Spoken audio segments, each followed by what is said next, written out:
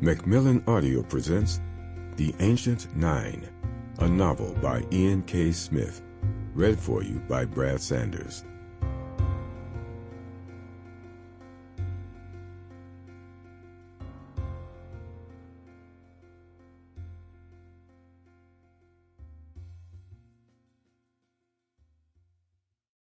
Hi, this is Ian K. Smith. As a 19-year-old kid from a small blue-collar town, attending the country's most prestigious college, I'd heard the stories of the great Harvard legacies, those famous families whose names had been indelibly etched in the scrubbed, ivy-strangled buildings. It was not lost on any of us roaming the yard that Kennedys, Astors, and Rockefellers had once slept in the same houses and had sat through lectures in the same drafty halls. But what I had not heard, even with all the Harvard lore I'd learned that first year, was that sprinkled between the university buildings were spectacular mansions, homes to a network of secret societies that dated all the way back to the 1700s. The Final Clubs. The members were Harvard students and alums, but these secret societies were not owned or regulated by the university. Against all odds, I was admitted into this world of quiet privilege, not knowing what I would find or how I would feel joining the ranks of students whose lives had been everything mine had not. I chewed on every morsel and recorded every experience. I knew all those years ago that no one had ever penetrated this world and then shared what happened in it publicly. I've held on to this story for 25 years, debating if exposing this exclusive realm would be a betrayal of my oath and my fellow club members, many of whom remain my friends today.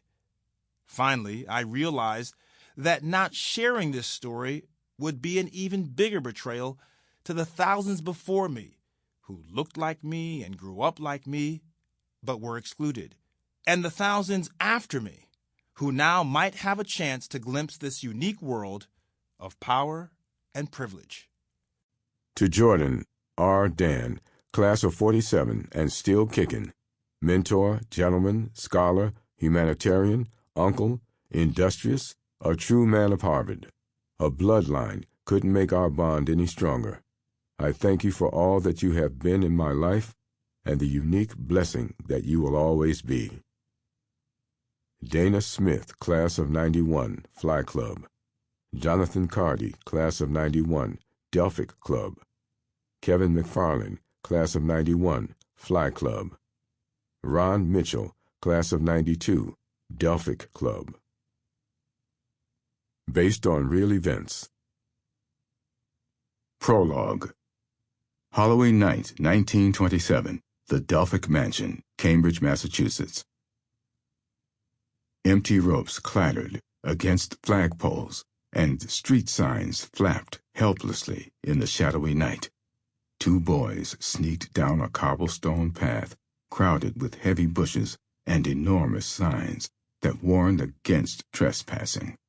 They stood there for a moment, their bodies dwarfed by the gigantic brick mansion. "That's enough. Let's turn around," Kelton Dunhill whispered. He had large, competent hands and knots of compact muscles that bulged underneath his varsity leather sweater. He carried a long silver flashlight he had borrowed from the superintendent's office of his residential house.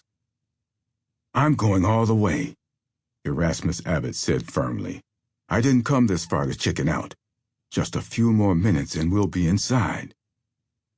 Dunhill looked up at the tall wrought-iron fence that had been reinforced with solid wood planks to obstruct any potential view into the rear courtyard. He was a tough, scrappy kid, a varsity wrestler who had been undefeated in almost 3 years of college competition. He was many things, but a quitter was not one of them. Very little intimidated Dunhill, the son of a banker and elementary school music teacher, but when he looked up at the mansion's towering spires and turrets set Sample complete. Ready to continue?